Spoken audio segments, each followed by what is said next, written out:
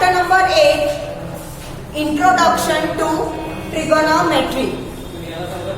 इस चैप्टर में हम जो कुछ भी पढ़ेंगे सब कुछ ट्रिगोनोमेट्रिक रेशियोज के रिलेटेड होगा। ठीक है, ट्रिगोनोमेट्रिक रेशियोज 6 होंगे जो कि राइट ट्रायंगल के ऊपर बेस्ड होंगे। ठीक है, राइट ट्रायंगल अगर हम पहले ड्रॉ करें,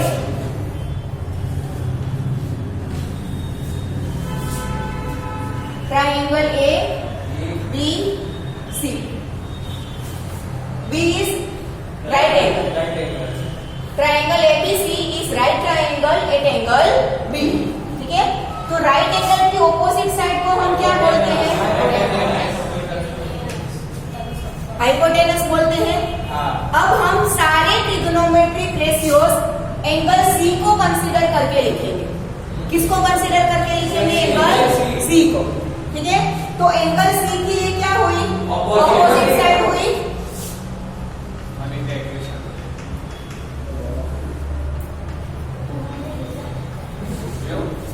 opposite side of angle C, और ये साइड एडजेसेंट साइड, क्या बोलेंगे इसे?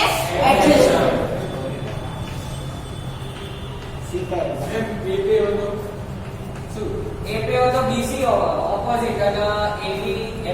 अगर हम ए को कंसीडर करें तो ए की ऑपोजिट ये होगी और ये एडजेसेंट हो जाएगी। ठीक है, ये साइड्स के बारे में हो गया। अब ट्रिगोनोमेट्रिक रेशियोज 6 टाइप्स के हम देखेंगे। साइन, उसका रेसिप्रोकल, कोसेक, कोसेकेंट,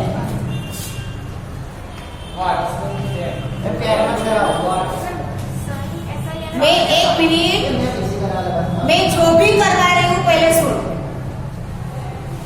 मैं पहले सारे ट्रिगोनोमेट्रिक रेशियोज के फुल नेम लिखूं, फिर उसके शॉर्ट फॉर्म्स आएंगे। ठीक है, SIN sine of angle C, sine of angle C is equal to opposite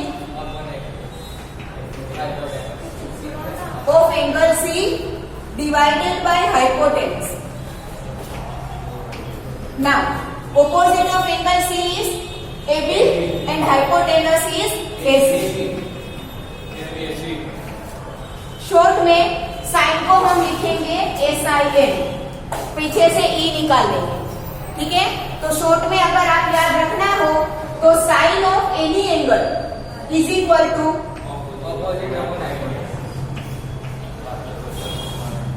Oppo upon hypo. ठीक है, अब मानो कि सी की वैल्यू थीटा है, ये सिंबल थीटा का है। सी की value 30 degree, 45 degree, 90 degree, 70 degree, 80 degree कुछ भी हो सकता है। 0 से लेकर 360 में कुछ भी हो सकता है। तो उसकी वैल्यू हम मानो कि थीटा लेते हैं। ये कॉमन है, ट्रिगोनोमेट्री में किसी भी एंगल को थीटा से दिखाना बहुत कॉमन है। ठीक है, तो ज्यादातर हम थीटा का ही यूज करेंगे मोस्टली। ठीक है, तो sine theta is equal to oppo upon hypo. ठीक है ना, साइन का रेसिप्रोकल, साइन का रेसिप्रोकल होता है cosecant, cosecant of angle C. मैंने बोला रेसिप्रोकल, दैट मींस इसका भी रेसिप्रोकल हो जाएगा, तो न्यूमरेटर बन जाएगा हाइपोटेनस और डिनोमिनेटर बन जाएगा opposite of angle C. Hypotenuse AC, opposite is AB। और कोसेकेंट को हम शॉर्ट में लिखेंगे कोसेक। क्या लिखेंगे? कोसेक। तो cosec theta is equal to hypo upon oppo, और कोसेक है वो साइन का रेसिप्रोकल है, तो कोसेक को हम 1 अपॉन साइन भी लिख सकते हैं और साइन को 1 अपॉन कोसेक भी लिख सकते हैं।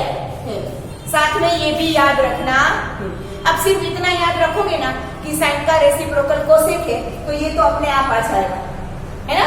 ठीक है, तो ये 2 हो गए 6 में से। Now third is cosec theta, cosec of angle C.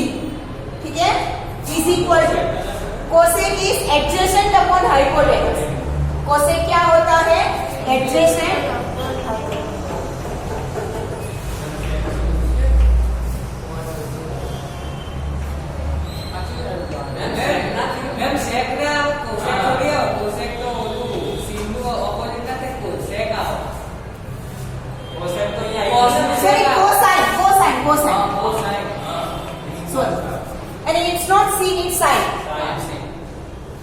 Cosine, sorry cosec नहीं, कोसाइन, सॉरी, ठीक है। Cosine of angle C is equal to adjacent of angle C upon hypotenuse. Now adjacent of angle C is BC upon hypotenuse is AC. Cosine को हम लिखेंगे short में cos. क्या लिखेंगे? कोस। Cos theta is equal to adjacent upon hypotenuse, ठीक है। इसका भी रेसिप्रोकल आएगा, बोलो। वो तो इसका रेसिप्रोकल होगा बेटा, कोसाइन का रेसिप्रोकल होगा सेकेंड। कोसाइन का रेसिप्रोकल क्या होगा? Secant. Hypotenuse upon adjacent of angle C. Hypotenuse is AC, adjacent is BC, that means cosec, sorry secant का शॉर्ट हम लिखेंगे सेक, ठीक है। तो sec theta is equal to hypo upon adjacent. क्या हुआ बेटा? कोस और सेक एक दूसरे के रेसिप्रोकल है, तो कोस मतलब 1 अपॉन सेक भी लिख सकते हो और सेक मतलब 1 अपॉन कोस भी लिख सकते हो। क्लियर? ठीक है। अब sine cos sec and cot, sorry sine cosec cos and sec. अब आएगा टेंजेंट।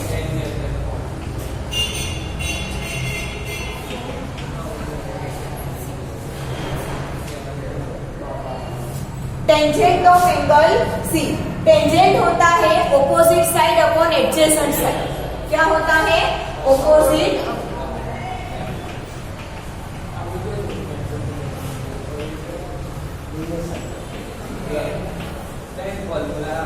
Upon adjacent. सी का opposite is AB and adjacent is BC। Tangent को शॉर्ट में हम लिखेंगे टेन।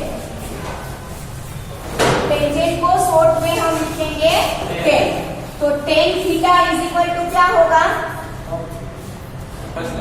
चलो, तो ये टेन थीटा क्या होगा? Opposite upon adjacent.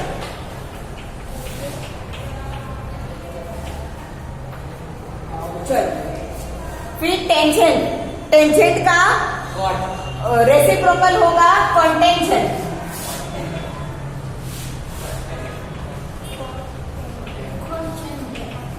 कोटेंजेंट, ठीक है। कोटेंजेंट मतलब कि एडजेसेंट अपॉन ऑपोजिट, इसका रेसिप्रोकल है तो वही आएगा।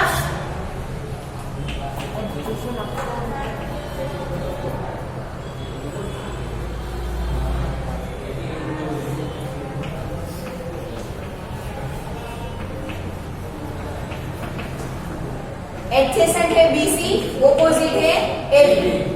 कोटेंजेंट का हम शॉर्ट फॉर्म लिखेंगे कोट, ठीक है। Cot is equal to adjacent upon opposite. ना कोट है वो टेन का रेसिप्रोकल है, तो क्या आएगा? 1 अपॉन 10। और 10 है वो कोट का रेसिप्रोकल है, तो आएगा 1 upon coat. Clear? This is trigonometric ratios. क्या बोलेंगे हम इसे? Trigonometric ratios. लिख लो फटाफट। चलो, यहां से शुरुआत करोगे तो भी चलेगा। 1 2 3 4 5 6 वो भी चलेगा। यहां से 1 2 3 4 5 6 लिखोगे तो भी चलेगा।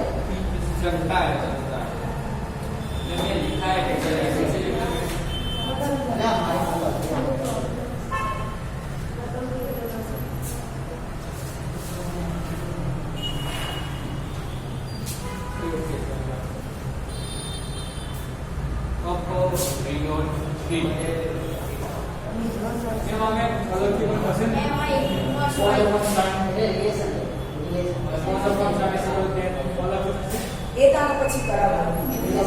આ રફ થઈ જાય પછી 7 Listen everyone. This is sin is equal to 1 upon cosec. Cosec is equal to 1 upon sin. Cos is equal to 1 upon sec. Sec is equal to 1 upon cos. cos, tan is equal to 1 upon cot and cot is equal to 1 upon tan. This is known as relationships between the ratios. This is known as relationship between the ratios. और भी relations आएंगे, इसके बाद में करवाती हूँ.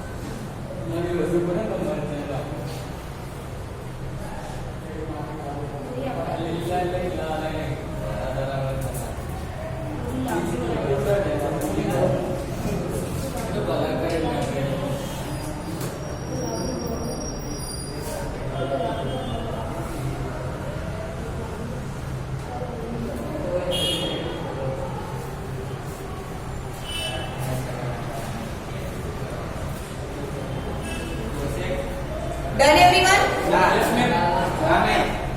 जल्दी करो. मैम कल नेक्स्ट हो गया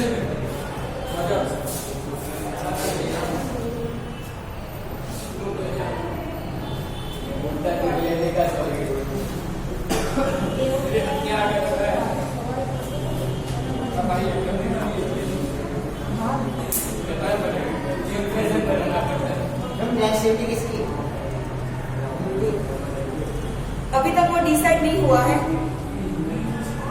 जब तक यूटी का कुछ ना आए तब तक थर्सडे पहले 2 लेक्चर में मैं आऊंगी. यूटी थर्सडे होती है बेटा.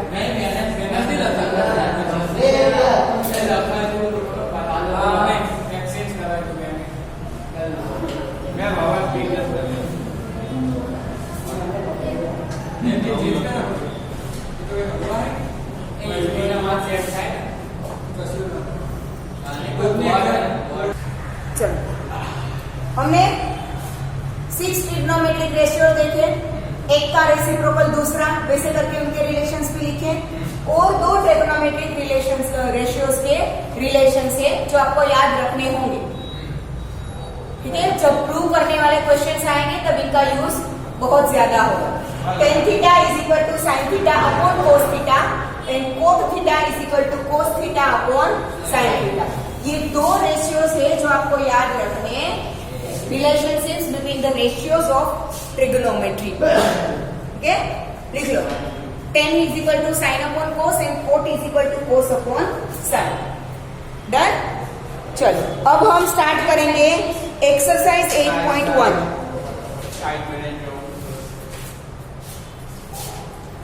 8.1 तो थोड़ी इजी है. 8.2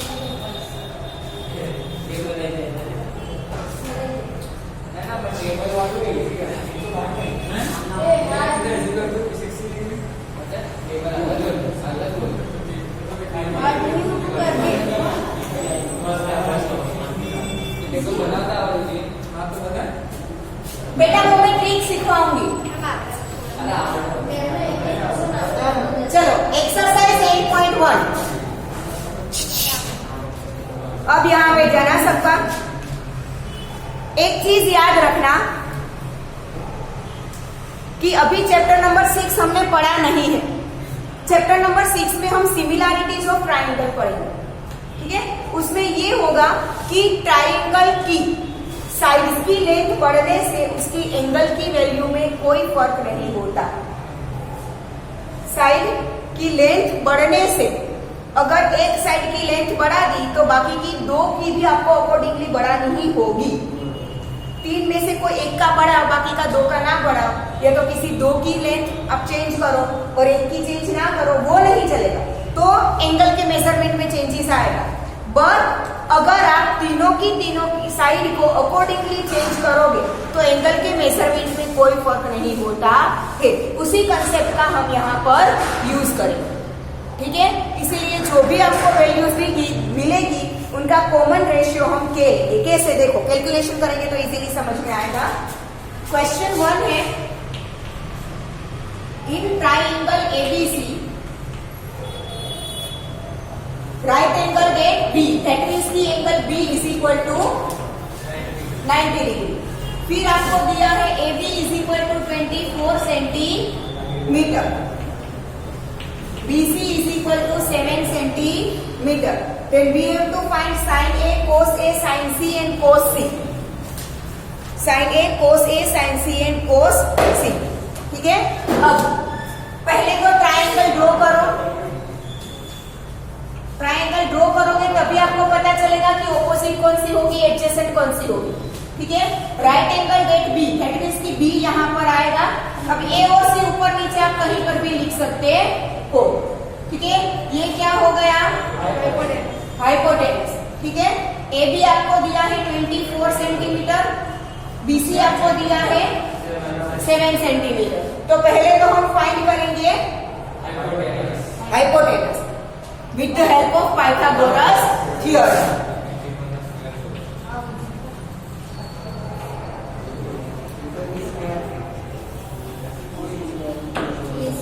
According to Pythagoras theorem, square of hypotenuse is the sum of square of other two sides. That means कि AC square is equal to AB square plus BC square.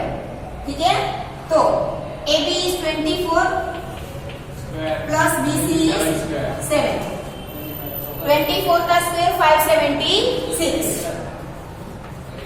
And 7 का square 49। Total करो, 6 plus 9 15, 8 plus 4 12, 625। अब AC square 625 है तो AC कितना मिलेगा 25, और यहाँ पर स्क्वायर रूट पॉजिटिव नेगेटिव दोनों हो सकता है, बट यहाँ पर हम पॉजिटिव कंसीडर करेंगे। Why?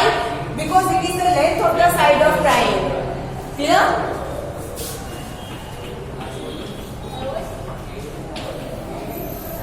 AC मिल गया 25 सेंटीमीटर। अब फर्स्ट में हमें क्या क्या फाइंड करना था, साइन ए एंड कोस ए।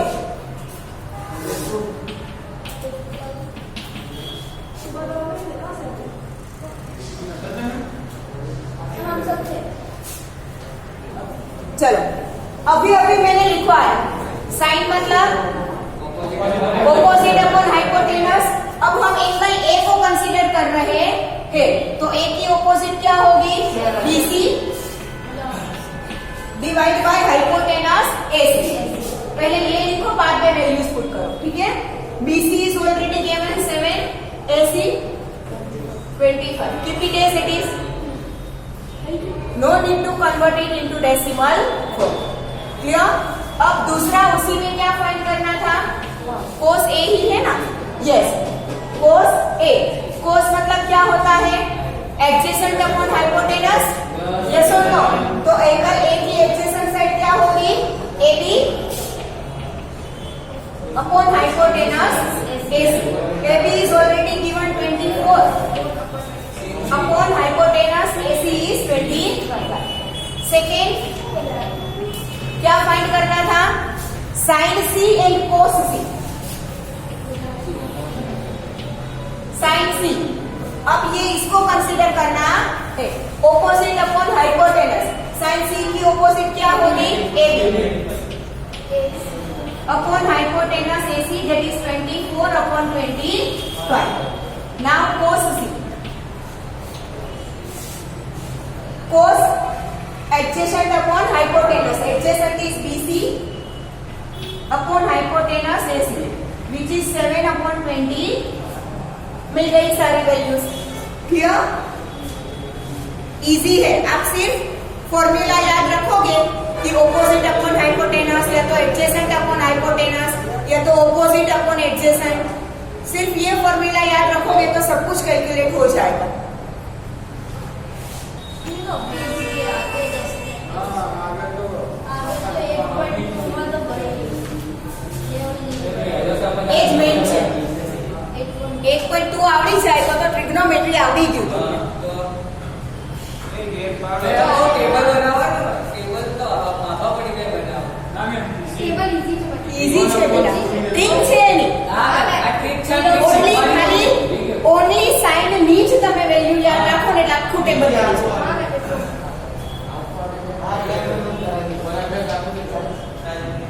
મેં તને ટ્રીક નહીં યાદ કરાઈ દે યાદ કરાઈ દઈશ।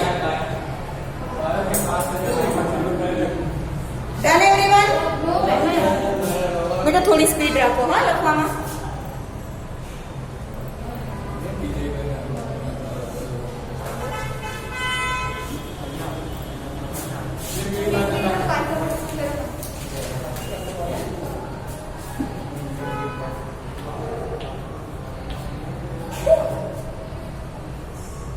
Then side.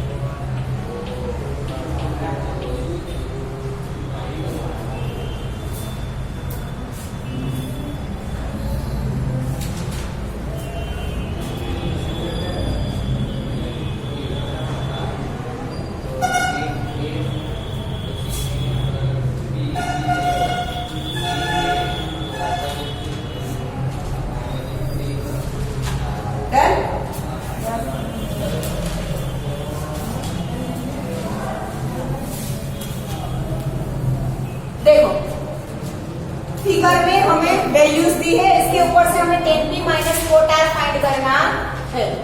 10p क्या होता है? 10 opposite upon hypotenuse, sorry opposite upon adjacent.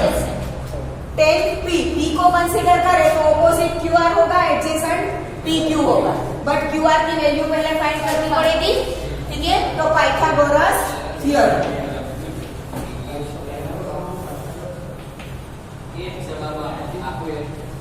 According to Pythagoras, hypotenuse square is equal to PQ square plus QR square.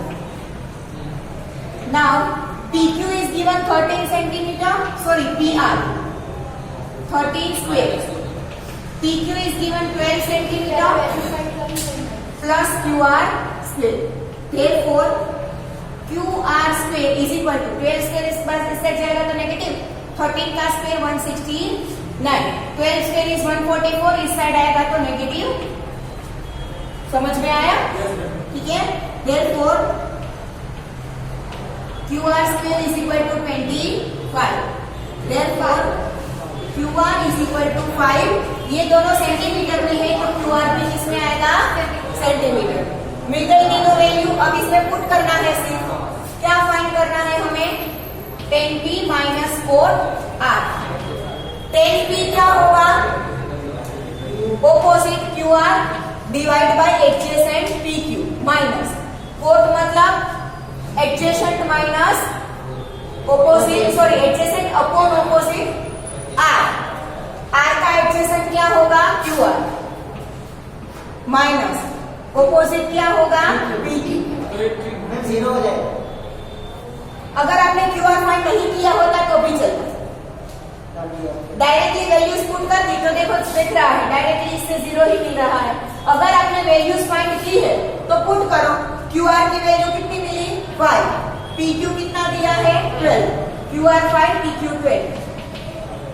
Add होगा तो 0 ही।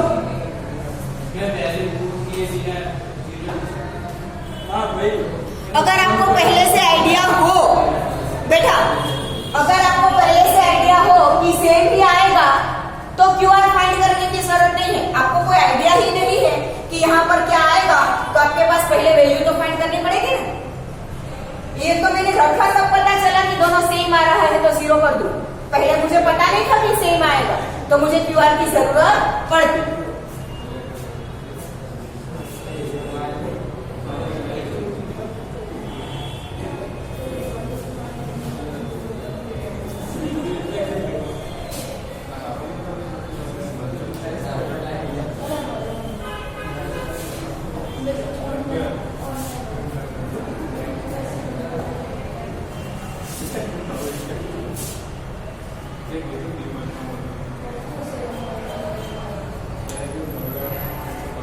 તારા ફાધર પેલા માટે આવવાના હતા એ થઈ ગયું અને ફોર્મ તારું તો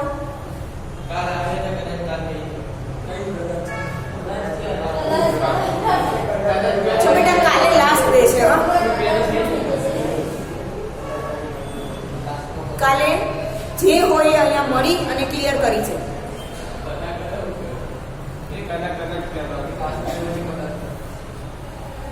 चलो नेक्स्ट क्वेश्चन नंबर 3। अब इस क्वेश्चन में अभी थोड़ी देर पहले मैंने जो बोला था कि साइड्स तीनों साइड अकॉर्डिंगली आप चेंज करो तो एंगल में कोई चेंज नहीं होता। इस कंसेप्ट का हम क्वेश्चन नंबर 3 में यूज करेंगे।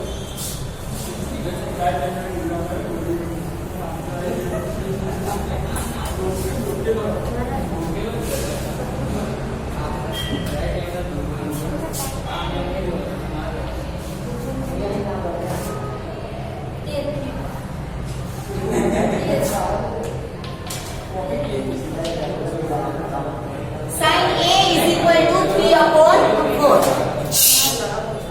बस હવે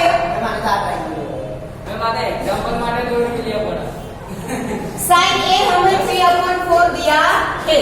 हमेशा याद रखो यहाँ पर आपको किसी भी ट्रिग्नोमेट्रिक रेशियो के साथ जो भी एंगल आपको दिया है उसे कभी भी राइट एंगल नहीं दिखाओ, उसके अलावा में कोई भी आप राइट एंगल दिखाओ। तो ये ए हम है वो राइट एंगल की केस पर नहीं लेंगे। तो एंगल ए दिया है तो हम ट्रायंगल एबीसी ड्रॉ करते हैं, बी को हमने राइट एंगल दिखा दिया, ठीक है। अब sine A is equal to क्या होगा? Sine A opposite upon hypotenuse opposite BC upon hypotenuse AC which is given 3/4, ठीक है। तो ये 3/4 BC की वैल्यू 3 और AC की वैल्यू 4 ऐसा नहीं है, इन दोनों का रेशियो है। BC और AC का ये क्या है? 3/4 रेशियो है। दैट मीन्स कि दोनों में कोई एक कॉमन फैक्टर होगा जो कैंसिल करने के बाद हमें आंसर मिला है 3/4। तो वो कॉमन फैक्टर दिखाना जरूरी है। इसीलिए यहां से हम डायरेक्टली ऐसा नहीं कर सकते कि BC is equal to 3 AC is equal to 4 नहीं लिख सकते। इन दोनों में कोई कॉमन फैक्टर मानो कि 5 था, BC की वैल्यू मानो कि 15 थी, AC की वैल्यू मानो कि 20 थी, तो दोनों में कॉमन फैक्टर कैंसिल करने के बाद हमें 3/4 मिला है, ठीक है। तो जो भी आपको गिवन होगा ना वो दो साइड का रेशियो होगा। आपको यहाँ पर जो भी वैल्यू दी गई होगी, आपको ट्रिग्नोमेट्रिक रेशियो की जो भी वैल्यू दी गई होगी वो ट्रायंगल की तीनों में से किसी भी दो साइड का रेशियो होगा, दो साइड की वैल्यू नहीं होगी।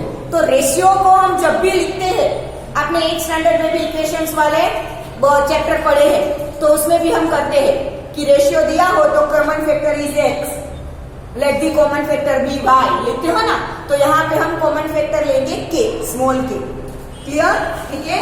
Late the common factor be k, ठीक है। Therefore BC is equal to 3k and AC is equal to 4k।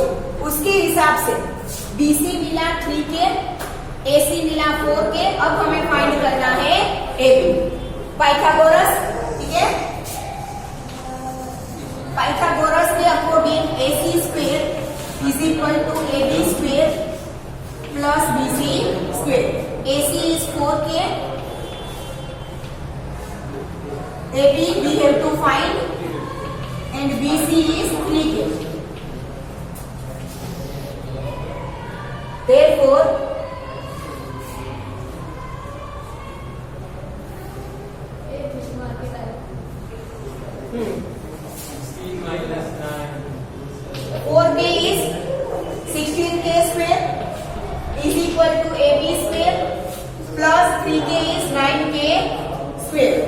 Therefore, AB square is equal to 16k square minus 9k square. 16 minus 9 is तो √7k.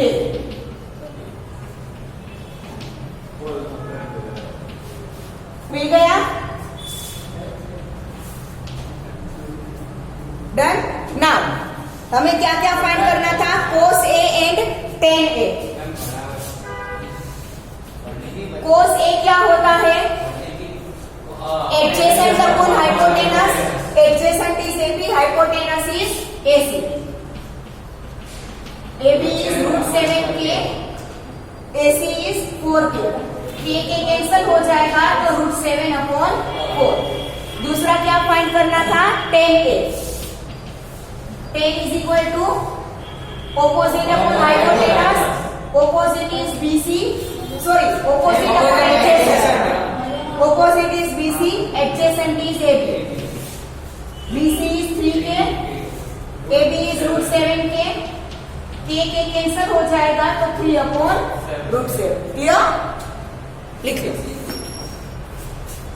बस इतना ही याद रखना है कि जब भी आपको डायरेक्टली ट्रिग्नोमेट्रिक रेशियो की वैल्यू दी होगी वो डायरेक्ट साइड की वैल्यू नहीं लेनी है, उसमें कोई कॉमन फैक्टर लगाना. कोई भी लगा सकते हैं x y z k r p कुछ भी. बट ट्रायंगल के जो वर्टेक्सेस दी है ना उसके अलावा वाले इसका भी कंफ्यूजन ना हो.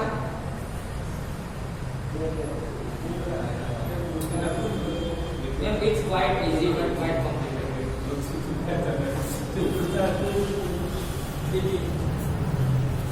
Okay.